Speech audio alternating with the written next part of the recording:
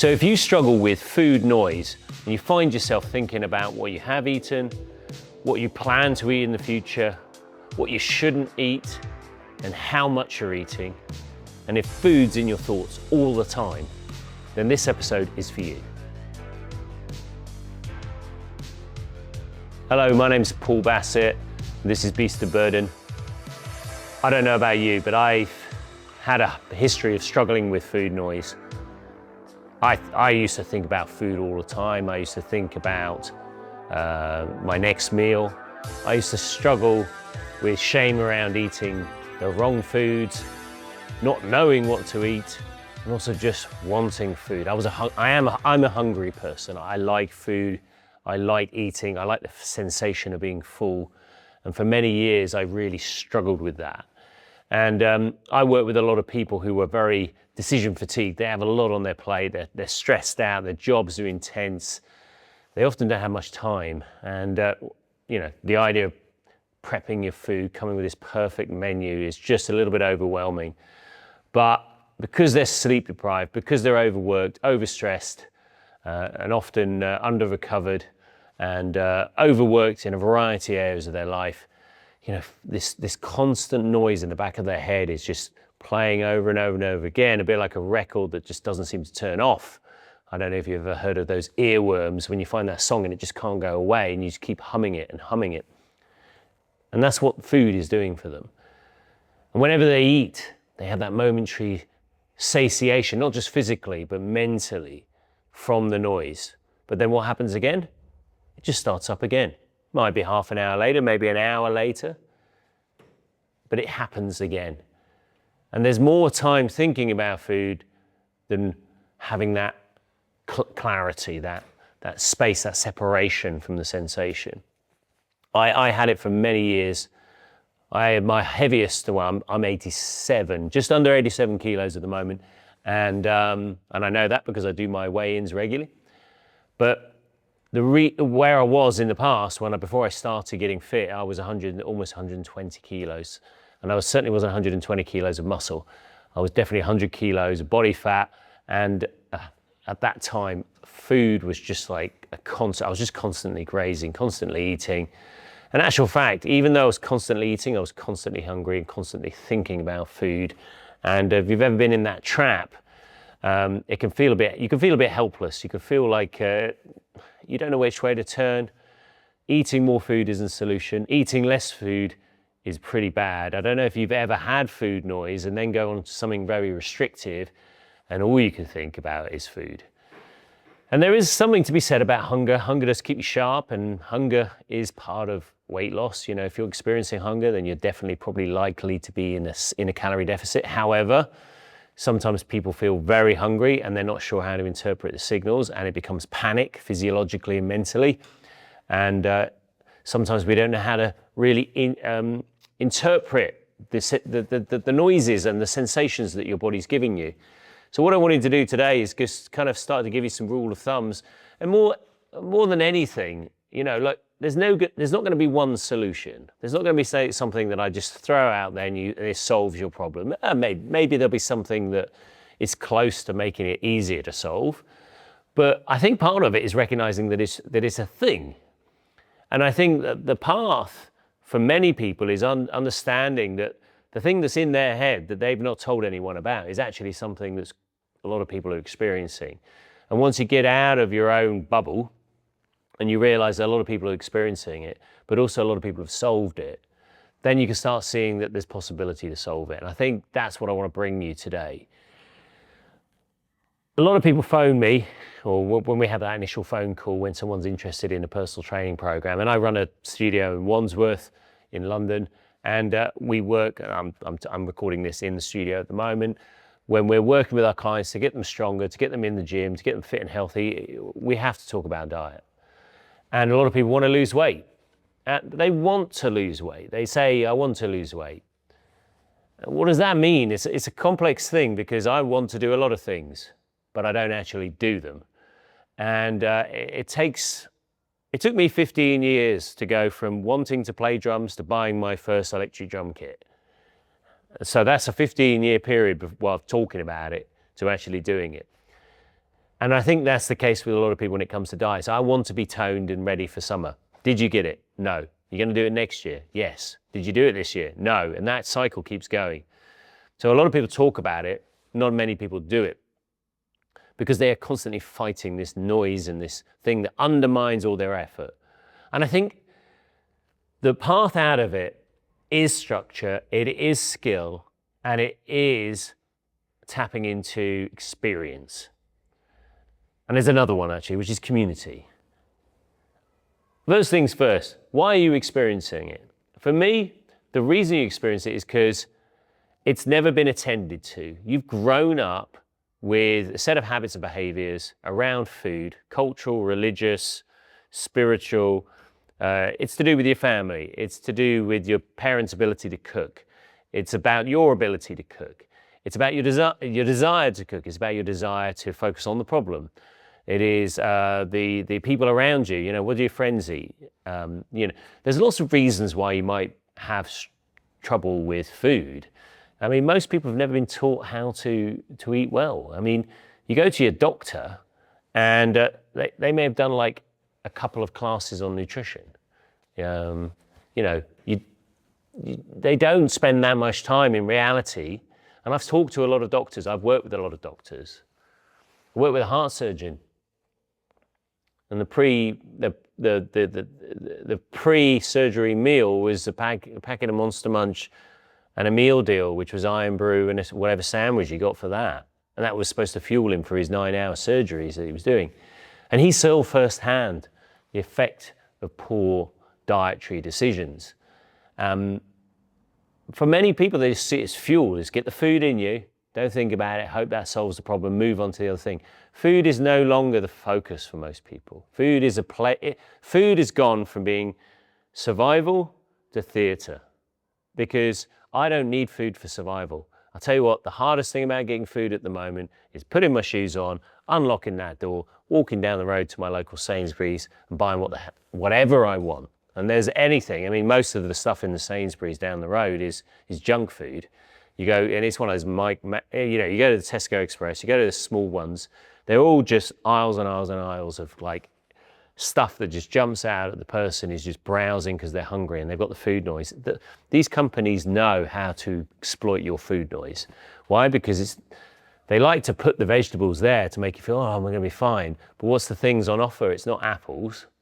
The things that are on offer is buy 6 penguin bars for the price of 4 or whatever. You know, it's the junk food that's on offer because that appeals straight away to the instant satiation, the instant addictive quality. That food noise needs to be fed, is addictive, and it needs to be solved. And in the moment it is solved until the next time you walk past, because a lot of people live above the Sainsbury's. They just go down there constantly, multiple times a day. I sat with someone who came in, said, I know what I'm going to do. I'm going to talk to you, I'm going to sign up to your program, and then I'm going to go down the road and I'm going to buy a load of muffins and eat them. And I just wanted to interrupt that because I'm going to do it anyway, but I wanted to sign up to your program. And he said, I want to solve this. And we did. We did. So the thing is like when you're a decision fatigued person who's struggling to just find the time and food is just theatre, you want the entertainment. You don't need it for survival. You don't have to work hard. You know, the sole purpose of your day is not to put food on the table. The sole purpose of your day is whatever your company needs, whatever you desire. I want to achieve this. I want to do this. I want to socialize in this way. I want to watch the TV. I want to do this. I want to do that. You're not thinking, can I put food on the table for my kids? So, some people unfortunately have to deal with that. But most people, certainly people we work with, are not struggling with that. And therefore, you see food as theatre. And that really feeds back into the noise element. And also, food becomes a solution. It becomes a solution to a problem. It becomes, you know, what are the problems? Sleep deprivation, high levels of stress and cortisol, hormonal distress, maybe you're going through menopause or low testosterone for most of the guys out there. Stress hormones just coursing through your body constantly because you're sleep deprived, you've got pressure at work, financial pressure, family pressure, relationship pressure, you name it, okay? You don't have much time because work expects you to finish late, so you have no time to prep your food. No one's ever taught you about how to eat well. I just sat down with someone today while I'm recording this, and he's just done our 12-week emergence program. He's brilliant. He said, like, the hardest thing about the program was learning how to eat, learning how to fit it into my life and to learn these new habits and behaviors. It was really tough for him. The great skill that he brought to the table, he's a very highly focused individual. He brought to the table the same level of focus that he's bringing to his business, he's bringing to the previous companies he worked for. He's now bringing that to himself and he's solving the problem. But he's had to do it within a structure. I mean, he said, look, when I first joined the gym, I thought I was just going to get ripped. And he's realized how much work it is to undo some of the programming. And it isn't just like getting a hard drive, wiping the hard drive and then setting a new piece of software on top that just works really smoothly. We're trying to put new software into old software and there's a compatibility problem. And that's what makes it really difficult to solve, because the old habits are still kind of there while the new habits are trying to compete with them. And it's more like an immune system fighting an invader, you know? The old habits are this kind of pretty stroppy and annoyed immune system that's like, hey, hang on a minute, I'm not going to change, I'm not going to disappear. And you've got to fight that. So typically when someone is time poor, stressed, overwhelmed, food becomes something that is relaxing.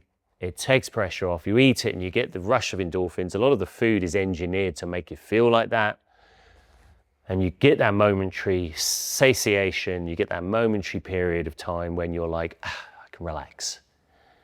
And it feeds the beast for a little while until it suddenly rears its head again for whatever reason. So the solution is to have part of the solution, and there's not going to be one size fits all. Part of the solution is to have other support systems in the place. I think it's very difficult to suddenly say to someone, stop listening to the food noise. The food noise? Stop listening to it, because it's there all the time. There are pattern interrupts that can be quite useful, you know, and just to throw one out there, the 5-minute rule. You have your fridge or you have your cupboard, and you stick a piece of paper on the cupboard that just says 5 minutes. That's all it says. 5 minutes. So you walk up to your fridge or your cupboard, you look at it, it says 5 minutes, and you think, okay, I'll come back in 5 minutes. And the idea is that pattern interrupt gives your conscious brain a second to kick in. And if you come back and you say, you know what, I actually want it, then eat it. But if you come back, well, you might not even come back because your conscious brain's kicked in and you're like, actually, it was just a momentary stimulus that I was looking for. I walked around the room, I got up, I shook my head, you know, I did something else. I listened to a podcast, whatever it is. I watched Beast of Burden, and now I don't need it anymore. I've got someone else who has another pattern interrupt, which is they wrap the chocolate in loads of cling film and tin foil. So it's a real pain in the neck to get it out. And at the time they've got through, they can't be bothered. Okay, so it's you may be pretty persistent and you might just go, right, I'll just hack at it with a machete, but it's a pattern interrupt and those things can work. But the way I like to do it is to come at it from a different angle. It's like I gave up smoking by having other habits become more prominent within my life, and that was being fit and healthy and going for runs. Running is not compatible with smoking, and if you want to excel at running and you find that's part of your way of relaxing, then you suddenly find that you're not turning to cigarettes, you're turning to the runs. The runs demand a certain level of fitness. You then have to make decisions, and you're more willing to sacrifice the smoking for the running because you value the running more. I still enjoyed the smoking while I was giving it up. I just valued the running and the health benefits more than the smoking, so it pushed it out. But there's in my notes, there's 4 main drivers of food noise, okay? For me, under-eating. People are often underprepared, so they don't eat breakfast, they fast, or they just eat like a little mouse, and then they've just got this constant hunger that's just eating away at them throughout the day. They're tired as well, they're understimulated, they're just looking at a screen that's just kind of white screen, all that blue light or whatever. There's no sensory input. They're just sat on a seat, nothing. And the brain just thinking about food, food, food. You know, I'm constantly moving around this studio. I'm constantly going around, doing some bicep curls, doing something, going out, doing this, doing that. And it's during the day, I'm pretty active. And when I'm active, I'm not thinking about food. But when I get home at night, once the kids have gone to bed, that's when all the food noise kicks in. And it's because I'm quiet, nothing's happening. Maybe if you're ADHD and you're constantly doing something, maybe it's not there. I don't know, I don't have ADHD. But you can't just constantly be running. You can't be on a treadmill 24 hours a day just going, yeah, I'm running away from the food noise. But recognizing it as there's more dangerous times for food noise, then that's part of it. Other thing is lack of meal structure. So one day they're eating breakfast, the next day they're not. In the evenings, they're skimping on things and just grabbing a protein shake at lunch, and the next day they're having a big Sunday lunch.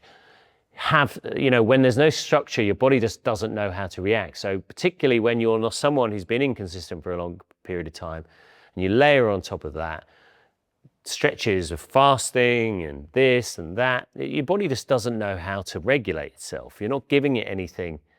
You're not giving it anything to latch onto. And particularly when you've got all these competing other signals from the shiny object syndrome, and you go into your local, Sainsbury's or Tesco's or whatever you go to, you're just going to pick up whatever's kind of exciting. The next one is over restriction. How many people just go, right, I need to lose weight, right, 1,000 calories. One of the big conversations I have with a lot of people in the Emergence program that we run, which is a 12-week calorie control program, is that we give them more calories than they think they can eat. They say, it's too much food. It's funny that every single one says at the end, I'm hungry. But at the beginning, they say it's too much food, it's too much food, it's too much food. I don't believe that you have to restrict like to 1,000 calories to lose weight. Unless you're like 3'9" and you've only got like 10 kilos of muscle and you're 70 years old, you're gonna need some calories. So over-restriction is another one. If you're just constantly forcing yourself to undereat, you're going to be thinking about food all the time. And then the other one is, and I've always kind of discussed this, where it is the hyperpalatable food. It is engineered to make you desire it. You're more likely to want to eat some of these foods the more frequently that you eat them. I had a Pop-Tart recently. I ate a Pop-Tart because I thought, it'll be interesting and nostalgic to eat a Pop-Tart. Then I just wanted another Pop-Tart straight away. I could probably have eaten, there was 8 Pop-Tart, what was it, 8 in a pack? I could have eaten, or 6 in a pack. I could have eaten all of them. Ate 2 of them. And they were okay. I don't know why I ate them really, but they're super palatable. They're just like sugar hit. And they're so easy, barely to digest them. They just crumble, don't they? So that's one of the main issues. The rule of thumb solutions to these things is, and I've kind of already mentioned them, eat consistent times. Don't undereat. Eat plenty of protein. If you're probably eating not enough protein, it's such a good way of controlling hunger is protein intake. Eating enough at each meals, often I'll tell people to eat more at meals. Eat more, and then you'll think about food less in between. Because an extra 100 calories consumed at lunch prevents you from eating an extra 300 in between lunch and dinner. Don't go into the restrictive, extreme cycles of dieting. Don't try and over-exercise your way through the program. Structure your meals in advance so you don't have easy to hand poor choices. You can make better choices. It's boring stuff, isn't it? But it's true. The other thing is just don't sit down and just let your body go to sleep. Try and move a little bit. Try and stimulate yourself. Go and talk to a colleague. How many people sit there at the desk, send an email to the person who's right next to them, where they could just talk to them? Brain switches on, away from the screen, talk. Sometimes the food noise is just boredom. Get up, go walk around, have that pattern interrupt. Get more sleep, okay? Get more sleep. Talk to people about feeling this noise and help them be part of the solution. but reframe it in a way that this is something that a lot of people experience. And I experience it still. I'm 17 years into my journey and food has still got a strong noise. And sometimes I'll give into that noise, but I give into it far less and in a far less extreme way than I used to. It's not extreme at all. I mean, I used to sit there eating an entire pack of cereal. Like, for some reason I got addicted to like Golden Grahams when I was like 22. I would just eat the whole bloody thing. And feel really guilty. Then I go on one of these super restrictive diets where I'm sitting there just eating lettuce because I'm so hungry. It's really dysfunctional. So now I have much better systems in place. And it's not easy to solve. There is nothing that I've said here that you'll just suddenly implement and it will solve your problem. It'll be a slow approach to it. But you've got to start getting pillars of support around it. And that's why I find that the community aspect is so important. Because if you surround yourself with other people solving the problem who are going to call you out, be there to support you, who can pattern the things you want to do. You know, when I do this 12-week program called Emergence, we've got a load of other people on the program who are all going through it, who are trying to solve the problem. You can sit, you can learn from them, they'll support you. But it'll also raise the bar. You've got to have a reason to do it. If you don't have a reason to do it, you won't address it. Hope won't get you through it. But it's something that's really valid. So hopefully by putting it out there and talking about it, you can recognize it. And once you recognize it, you can start thinking about it and you can bring it into the consciousness. Because I think one thing about food noises is unconscious for most of the time. People don't realize they're thinking about food all the time because it's become part of who they are. Hopefully now you can start recognizing some of the telltale signs of food noise and you might be more present to it. And when you're more present to it, you're more likely to solve it. And if you need help solving it, you can get in touch with me, you can get in touch with my team. We're Hounds of Health, we're in Wandsworth, London, but not everyone can work with us because you don't live in the area.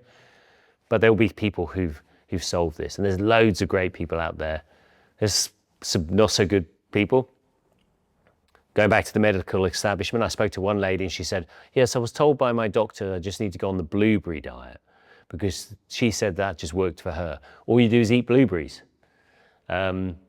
So, like I say, even people with a very vast knowledge base in one subject may be absolutely clueless in another way. So it's like a personal trainer who's really great at getting you to heavy deadlift, may be really bad at helping you with food noise because they've only worked with people who don't have food noise or they don't have food noise. And I'm not saying you have to have had food noise to solve it, but they may not understand you. So find the person that's going to work with you to solve it. And if you need any